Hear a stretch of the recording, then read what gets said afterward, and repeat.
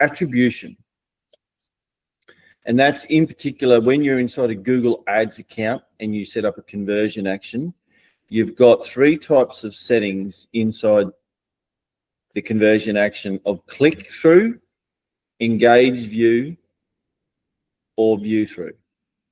And what settings should you add for what purpose and why?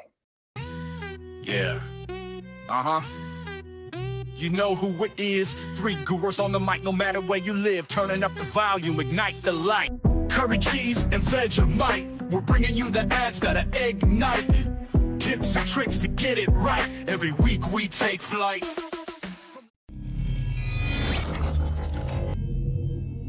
So this is actually, welcome to Curry Cheese and Vegemite. This is actually take 2. We did this exact same conversation this time last week, and we spoke for 40 minutes on the topic, and then we realized we didn't record it.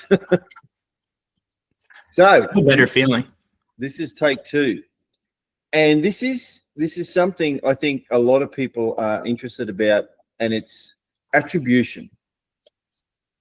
And that's in particular when you're inside a Google Ads account and you set up a conversion action, you've got three types of settings inside the conversion action of click through, engage view, or view through.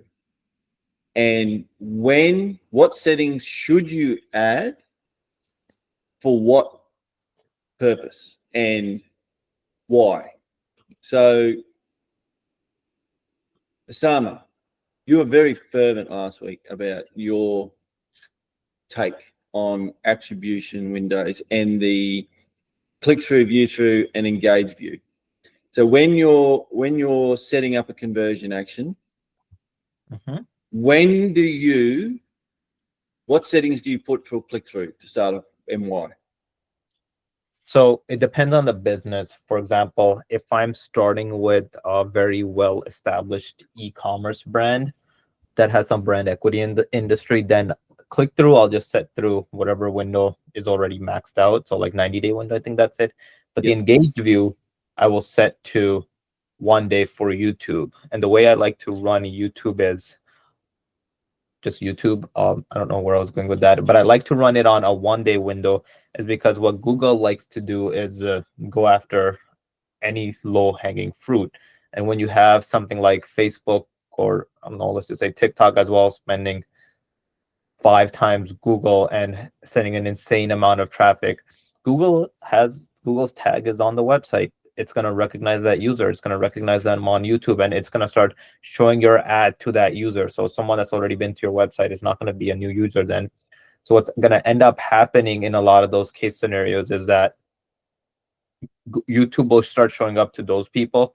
They won't click an ad, but because they're seeing the Facebook ads or an email, they'll go and convert. So Google will attribute that to themselves as well. So now you have credit for work that Google did not do at all, or YouTube did not do at all, come to you at a standpoint, which is bad for the business, because you think your ROAS is looking at like a 2x, 3x, 4x, which it does on YouTube, and with the engaged views now active in there, it's actually like less than a 1. So I don't like engaged view in there at all. Well, yeah, you don't like seeing the engage view attribution when you're looking at the conversion action. So you've got an engage view, you've got to click through, engage view, and view through. So the view through setting, do you keep at 1 day or 3 days? Because I see a lot of people. 3 days. I keep them, so engaged view and view through, I keep them at 1 day, and then through I keep at 90 days, because click I can track, I can reverse engineer back to where it's coming from, attribution platforms, GA4, I can see where the session came from, blah, blah, whatever. But engage and impression, there's no way for me to connect the dots in there anywhere. Like if someone saw an ad and then converted, it's not going to show up anywhere for me. I can't attribute that back. Colby, what's your take on that? Well, I'm glad you asked. I'm always just paying attention and don't have my legs on the table. But here is the thing that I would say is context always matters. Also, I'm always skeptical of someone if they don't say it depends when it comes to any complicated question. So let me say it depends. And so I, on the other hand, if I'm dealing with something that has a really large, it's a big purchase decision. Maybe it's something high AOV item that's like $1,000, $2,000. Maybe it's B2B or something. These people need to continuously come back to the site. It's not a T-shirt. It's not like a face cream or something where, it's one and done. Of course, we know some things aren't one and done, but whatever. We actually, in that case, I would go the opposite. I am the contraire here, and I would go and want to open things up as much as possible because I want to be absolutely attacking these people, and I want to have my windows as large as possible so I can have some sort of signal or inkling to understand how I'm communicating with some of these potential leads, and then try to craft ways to get back to them. But Osama makes a really important point, and this isn't like one person's wrong, another person's right, even though I like to always think I'm right. It is different under different circumstances. And so for more of a lead gen, higher purchase situation, I like to have those larger windows. That'll make your attribution look a little bit better too, because sometimes it gets so scary, if you have like a 3-month buying cycle. And it's just so hard to figure out what's actually having an impact. But when it's something on the smaller end or something where it's just a quick buy, I agree with Osama. Mr. Glenn Wilson, do you have anything to add to what I just said? No, that makes sense. I would always do 90, 30, 30, but Osama's argument does make sense. And I've got an account that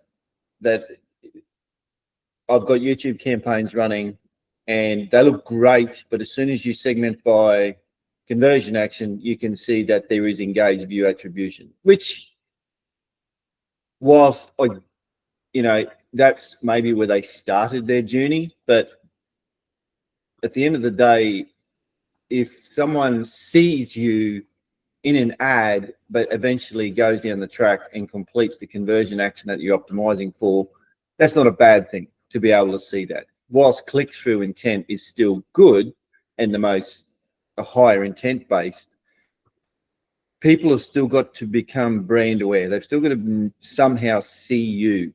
Not everyone's going to see an ad on YouTube and click on the ad.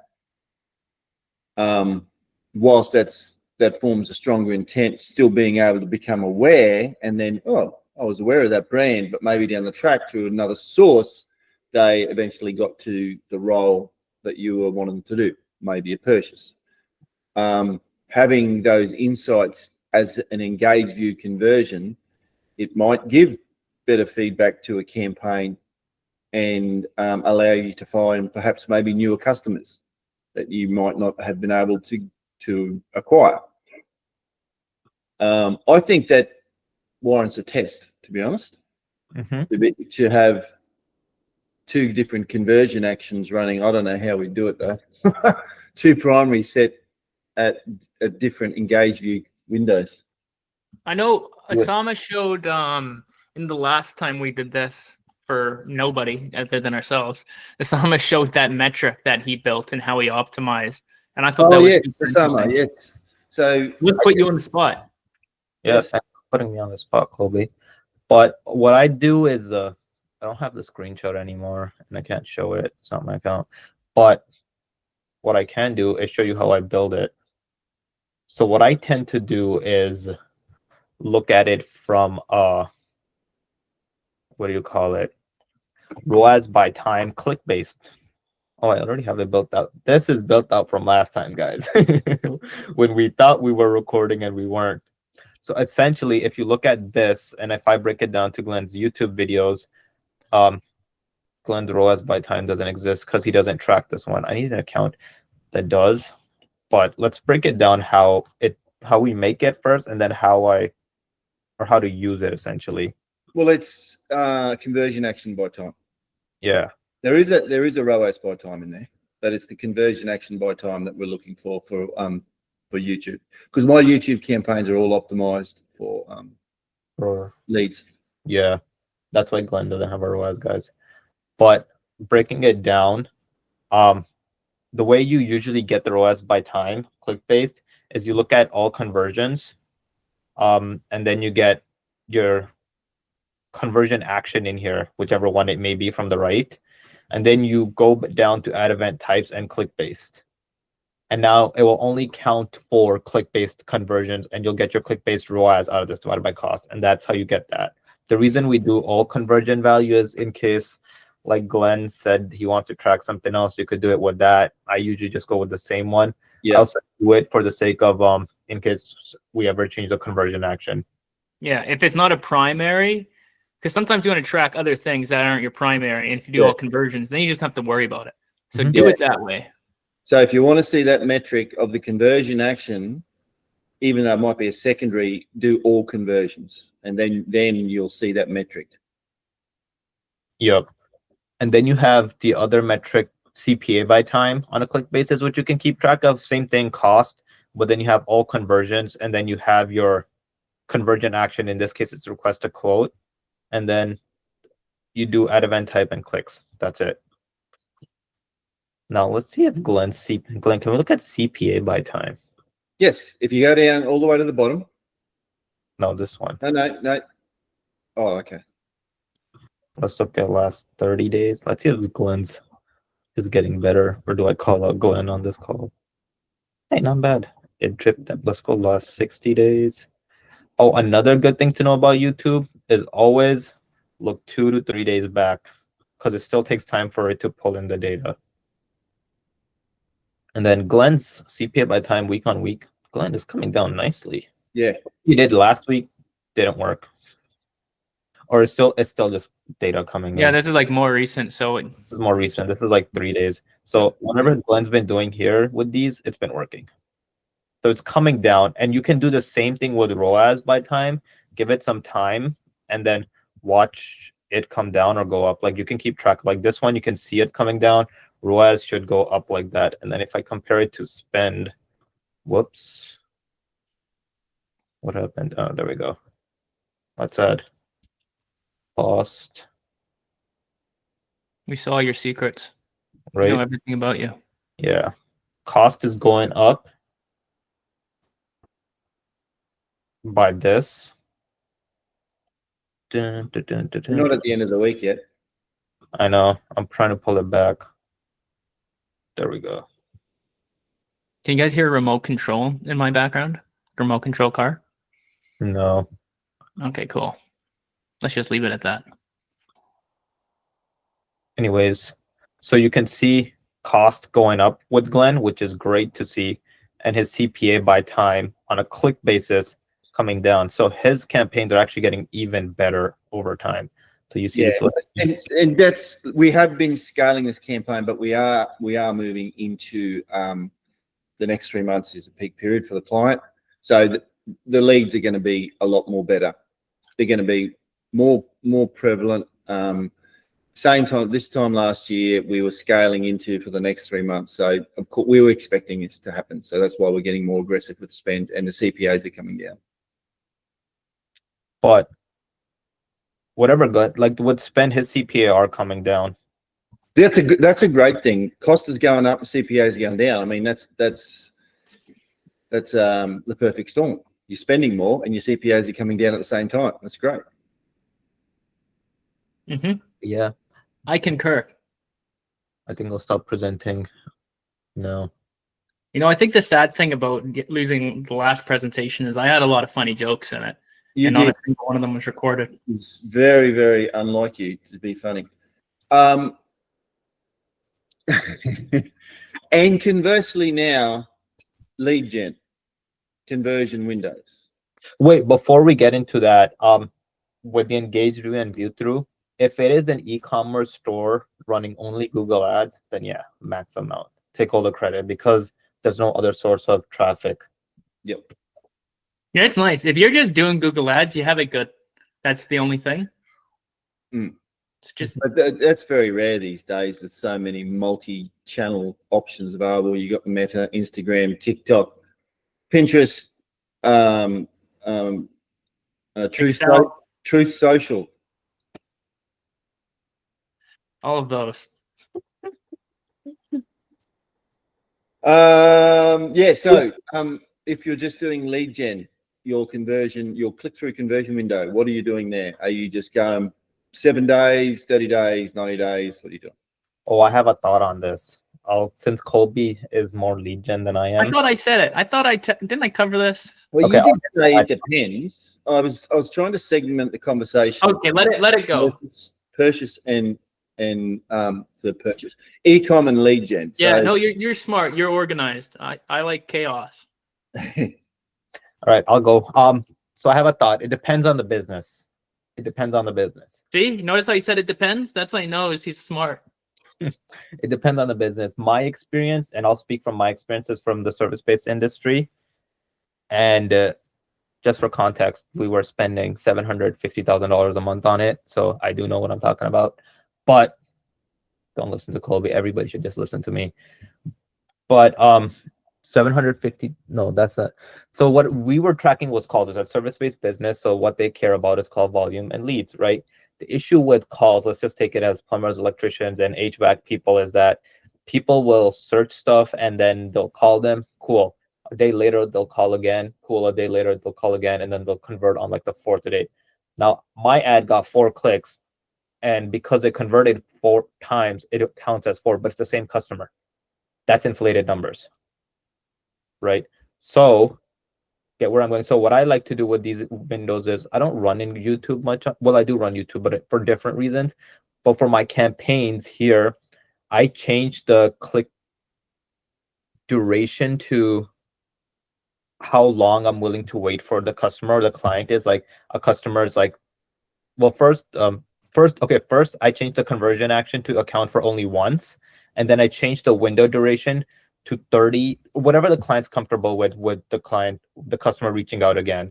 Like it might be 7:30 or 7:14 or 30, because in that way you don't count that customer again as a new customer, as a new conversion for that duration. So if the customer's gone, it's gone. Wouldn't you be a bad plumber though if you had someone reaching out every 7 days? Yep. Horrible plumber. So here's another question. You got a lead gen and you've got a form fill. The service-based business client. This is perfect. Yes. So you've got a form fill or you've got a call tracking. So that's your initial call. But then you've got a CRM that is doing lead status updates, verified, qualified, converted. So therefore you've got, in this example, you've got 4 conversion actions: initial lead, verified, qualified, and converted. 4 conversion actions. And it might take from the initial inquiry to a converted sale 3 weeks, 4 weeks, 5 weeks, who knows? In that case, then, do you, each of those conversion actions, what window would you have for them on the attribution? I don't think that far. I think that's getting it too much. Like the booked ones, the one I would really focus on is the calls, in the sense, because that's the lead driver, qualified calls and that lead driver. If I'm feeding in qualified leads into the account, focus on that one as what you're optimizing towards the campaigns. One of the things I've learned is that we can optimize towards, let's just say booked calls is the fourth end of it, and then qualified is the second. Booked calls obviously has less, qualified calls has more conversions. Yeah. But if you feed it more conversions, even though they're less valuable conversions, Google will optimize better, and as a result of that, it'll give you more booked calls, just because it has more data to deal with. But if you work with booked calls, sure, you're optimizing towards booked calls in this industry, but everyone comes in with the same intent. Majority of the times, the breaking point is the pricing or the business or how the sale goes, right? So optimizing towards the volume, I don't know how to explain it properly. Optimize towards what drives the most relevant conversion action that'll get you the most amount of it. You want to go as far as you can down the funnel to a point where you can at least get 30 or more conversions. And if you can't get 30 or more conversions with that, you either need to combine it or, baby, you get to use a portfolio bid. Yeah. No, Colby said it perfectly. You want to go as farther back in the funnel to the point where it's like, this is the most valuable customer for me right now. Like it's always calls, qualified calls, bookable, and then booked. Yeah. Because sometimes a call you might get, like, depending on the business, say it's just like, say you run the biggest business in the world and it's the most expensive products in the world, right? So you sell 2 things in that 1 month. But all the processes before that, if it's some sort of lead generation, like Glenn was talking about, and Osama, there could be 3 or 4 steps. So you just want to go as far as you can to the point where you can at least get those 30 conversions. Sometimes you might have to combine some. I've seen good results with both. So I think you just got to test it out for yourself. And then, if you can't get that volume, do a bid portfolio. And you can do a bid portfolio with your worst performing campaigns. You have your worst performing campaigns, bucket them into a bid portfolio, bada bing, bada boom, 30 conversions in there. It starts doing okay. And then you can have your others just do the dang thing.